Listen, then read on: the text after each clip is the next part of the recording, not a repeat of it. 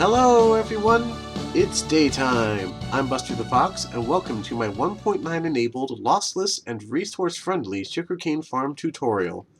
This design is nice because it's simple to build, takes very little redstone resources, and the only real requirement for building this thing in survival is having access to the nether, so you can craft comparators, of course. And considering even the most simple contraptions like an automatic chicken farm need comparators, I think that this would count as a pretty early game contraption to build. Either way, you're probably going to want one of these things, either for making bookshelves or potions, and you need to find diamonds and enter the nether before you can really do either of those things anyway. So without further ado, let's move on to that tutorial. So you can see here in my inventory the supplies you will need to build one of these farms. I like to make mine 8 wide, just to keep the amount of resources I use to a minimum. But if you'd like to make yours larger so that it creates more drops, I'll be showing you how to do that later on in the tutorial. The iron blocks here are just your building blocks. They can be any block you like. The glass blocks are for covering up the area with the sugarcane in it when you're done, while still allowing you to see inside. You can replace these with any other regular block you like, but if you're going to be building this design out in the open like this, I would recommend using glass, just because it looks good. Also, these 12 stone blocks here, these don't need to be stone, they just need to be 12 of any item that can stack up to 64. So it could be cobblestone or feathers, redstone, whatever, as long as it's not something that stacks only to 16, meaning it can't be snowballs, ender pearls, or anything like that. Also can't be a non-stackable item like this hopper minecart here. So to begin, make sure you're building this in an area where you'll have room to dig a couple blocks down and maybe 3 or 4 blocks to either side, and then start by taking out 1, 2, 3, 4, 5, 6, 7, 8 blocks like, just like that. Replace it with your dirt, grass, or sand block. It doesn't matter which one, and this is where your sugarcane is going to grow. And no, sugarcane does not grow faster on sand. That is a myth that has been disproved countless times. Click on this annotation up in the corner here for proof. Anyway, next you're going to want to take out, oops, not that block, the blocks behind those, and put in your water. So now that we have our water in, we're going to go ahead and place in our sugar cane right now, and then we're going to place a temporary block up like this, get rid of those, then grab your pistons and put them facing down like this, so 1, 2, 3, 4, 5, 6, 7, and get them all going down like this. So this should be 8, and then we can go ahead and take out all of these. Next, we're going to go up top and use the 9th piston and place it up like that. Then you want to place a block of sand on top of that with a furnace going down like that. And inside this furnace, you want to put in your 12 stackable items. Alright, so excuse me, you want to put 14 items in here, not 12. That's very important because we want the signal to come up to here. Then we want to place a repeater right there, and then just run redstone off the top of here. And what this is going to do is it's going to bud power these pistons so that whenever something comes up here, they're going to extend, and then this pulse limiter here will turn it off real quick, and then it'll turn back on so that the pistons will retract afterwards. So next what you're going to want to do is, this is very important by the way, put glass over the water, or it doesn't have to be glass necessarily, you can use your building blocks if you like. But next, the top redstone here, believe it or not, is actually complete. So next what we're going to want to do is start building the Minecart Station here. So you're going to want to dig out a little bit like this. So once you've got your area dug out a bit, you want to go one to the right of where your sugarcane is, place a powered rail there, and then the same deal on the other side, one to the left, and place a powered rail there, and then just regular rails down in the middle. And then you're going to need some way to power this. You can use a redstone block or redstone torches, whatever you like. I prefer to get a redstone block, so let's get one of those. Redstone block, and just place it right there with the powered rail on top. Now, the important thing to note is you do not want to power this one because we're actually going to use a minecart unloader system. In fact, this is where we need to put in our, come here chest, This is where we need to put in our storage, so we'll place a chest there and a hopper running into that one with the powered rail on top of that, so shift click that on. Next, you're going to want to grab your comparator, your torches, and some redstone. And I want to fix this up because I didn't want it like this. No, wait, yes I did. Okay. Place a comparator right here, running into a block with a redstone torch on top. Then on top of that, a block. Then right here, another block with a piece of redstone right there. And that will power this. However, if this hopper minecart goes on top of here and drops any items into here, so you'll see I'll throw in some of the sugarcane, it turns off, and then once it's empty, powers right back on. So to test it, we'll just throw that minecart on there, and it'll just start going back and forth just like that. So I'll grab the sugarcane back, and as you can see here, I'll go ahead and drop this on here. That hopper minecart will pick it up, then it'll begin unloading, just like that. And then once it's empty, it'll just go right back off again, and you'll end up with all your drops right there in the chest. So once you've done that, you're going to want to cover this up. And this right here is one of the downsides of this design. You do end up with, this exposed redstone right here. But if you're clever enough with your building, you can cover that up with, something like this. Maybe if you're building it outdoors, you can perhaps terraform over it. So I leave that up to you. So now that we've got everything in place, the final thing we have to do is make sure you cover this up with glass or any other kind of block going up like this. You may not need to put it on the corners like I do, but just to be safe, you might as well do that. So just make sure nothing is coming out like that.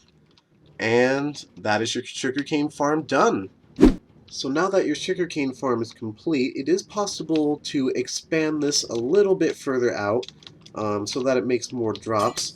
I prefer to make it shorter personally just because it's, it's more resource friendly to do it that way. But if you want to do this, then all you have to do is expand it out something like this. In fact, you should start up here with the redstone because this is actually what limits it. As you may know, redstone only goes up to 15 blocks out until it peters out, so you can see right here it stops.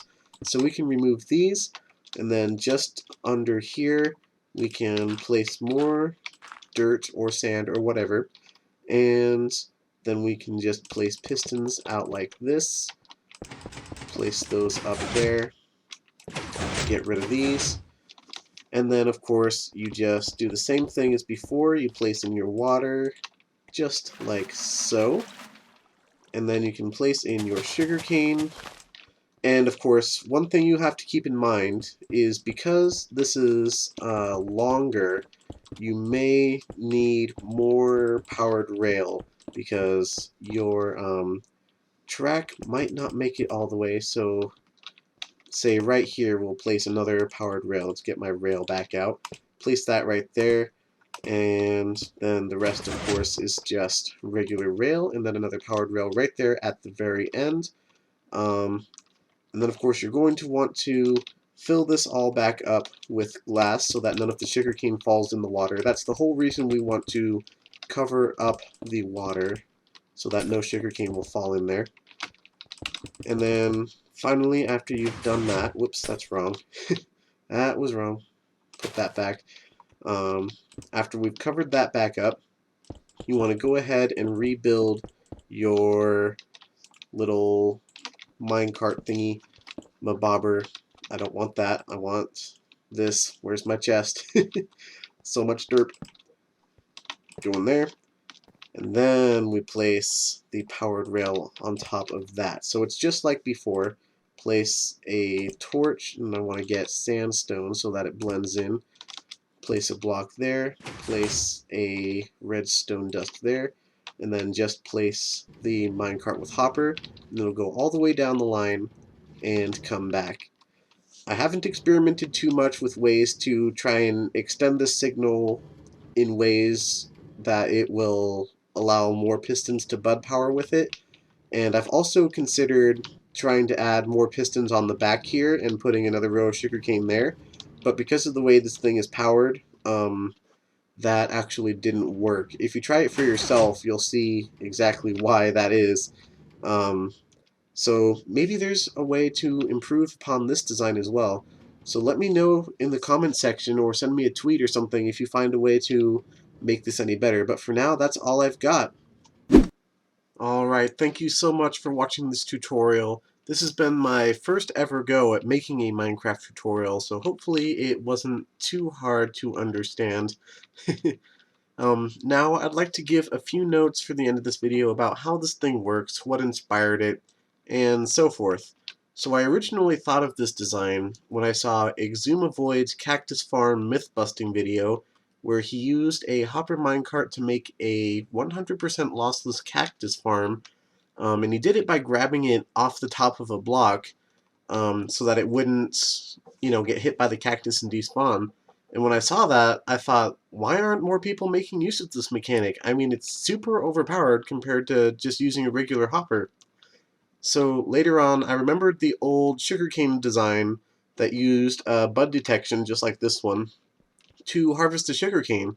But I remembered that it didn't work well because the sugarcane would sometimes land on the block that it was growing on rather than on top of the hopper because it had like a hopper chain going down and it was supposed to push the pistons were over on this side and they were supposed to push it into the hopper, but sometimes it wouldn't do that and it would just sit there and eventually despawn. So obviously the conclusion I came up with was that I should just run a hopper minecart underneath the blocks so that I can collect it, um, because it all lands on the blocks. And of course I also came up with the idea to box it all in so that I could just... God, what am I trying to say? Obviously the conclusion I made was that I should run a hopper minecart underneath the block so that I can collect it, and then the idea came that I can get rid of the line of hoppers just to box it all in so I could land on all of the blocks, and how did I say that so fast? Basically I just made it so that all of the sugarcane would land here so that I could collect it all with the hopper minecart. Then there was just a matter of building the bud switch up here and a minecart unloader, and there we go, a super simple to build sugarcane farm. I think prior to this, the farm built by Impulse SV was probably the best one as far as being lossless, because it used slime blocks to make sure that the items got pushed into the hoppers. But if you didn't have a swamp biome nearby, or if you didn't have a slime chunk marked out, or both, you just couldn't build it, because it relies on having a lot of slime blocks to work.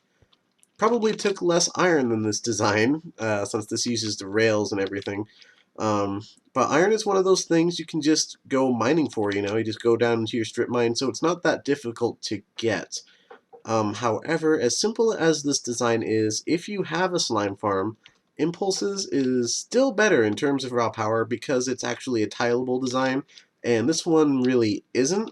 Of course, you could just build a whole bunch of these next to each other and then run the rail underneath all of them. But as simple as this is, it gets hard to offset the cost of the rails and the pistons it uses unless you have an iron farm already. Um, so with all of this said, this is really more of an early game design, or maybe an alternative to using a design that uses a hopper clock, just because if you have a lot of those running at a time, it can cause some major lag if you're playing on a server. And I speak from experience doing this. I once played on a server where we had just a whole bunch of automatic farms running in the spawn chunks all the time, and it was super laggy. But anyway, that's enough rambling on. Ooh, my skin was gone for a sec. There's a world download down in the description for anyone who'd like to take a look at this farm for themselves. But thank you for watching, and as always, please remember to leave a like, and don't forget to subscribe before you go. But until next time, goodbye everyone. It's nighttime.